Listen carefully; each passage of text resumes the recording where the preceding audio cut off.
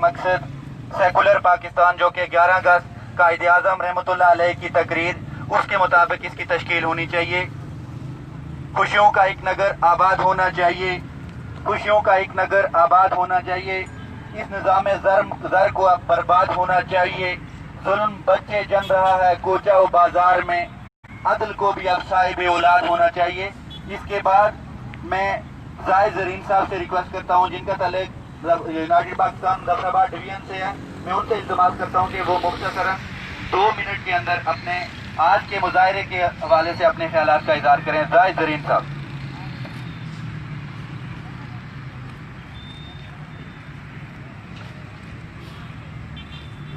बिस्मिल्लाहिर्रहमानिर्रहीम।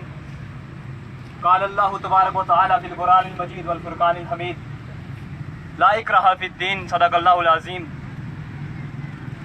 यूनाइटेड पाकिस्तान का ये इज्तिमा आज पाकिस्तान के दारुल खिलाफे में इस बात की गमाज़ी करता है कि पाकिस्तान के कूचा बाजार में, पाकिस्तान के रेगिस्तानों में, पाकिस्तान के पहाड़ों में, पाकिस्तान के मैदानों में जहाँ कहीं भी जुल्म उठता हुआ नजर आएगा, जहाँ कहीं भी सरमायादार, जहाँ कहीं भी वडेरे जागीरदार पाकिस्तानी अवाम पर जुल्म करते हुए नजर आएंगे, पाकिस्तानी अवाम की माँ बहनों बेटियों की इज्जतें लूटते नजर आएंगे, पाकिस्तानी अवाम को समाजी तौर पर, माशी तौर पर मजबूर करते नजर आएंगे।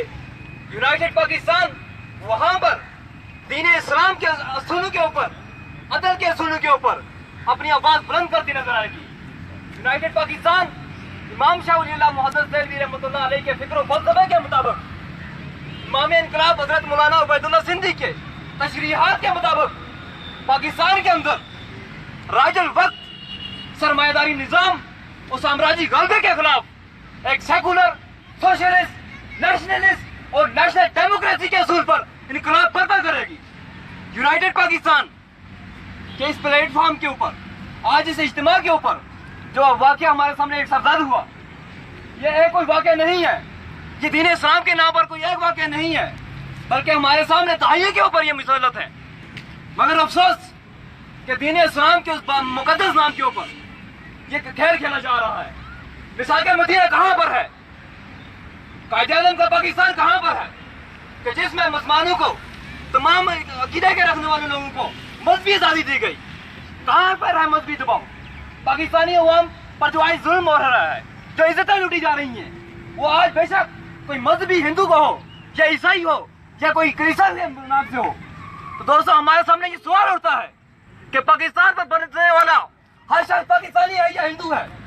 पाकिस्तान की सरजमीन पर बसने वाला हर शख्स पाकिस्तानी है या मुसलमान है? पाकिस्तान की सरजमीन पर बसने वाला हर शख्स पाकिस्तानी है या ईसाई है? तो दोस्तों हमारे सामने ये वाज़ेह बात आती है कि सबसे पहले वो पाकिस्तानी है, फिर उसके बाद वो कोई हिंदू होगा, कोई मुसलमान होगा, कोई ईसाई होगा। दीन इस्लाम बेहद इंसानियत का दर्ज देता है। तो दोस्तों आज हमें यूनाइटेड पाकिस्तान के प्लेटफॉर्म से हमें इस बात का इरादा करना है, अर्ज करना है कि दीन इस्लाम के इन असूलों के ऊपर एक नई स्टेट का क्या लाजमी अमल है।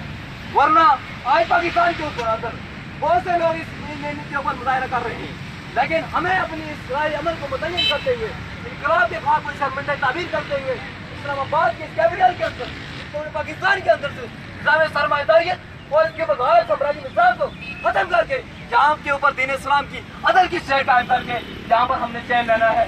और हम ये बात बार गुना चाहते हैं जहाँ पे ये लोग खड़े हैं। दोस्तों हमारा वाज़ेह नज़्म पाकिस्तान से सरमायादारियत और साम्राज्य का खात्मा है। इसके बकौल इस शहर के साथ इजाज़त चाहूँगा।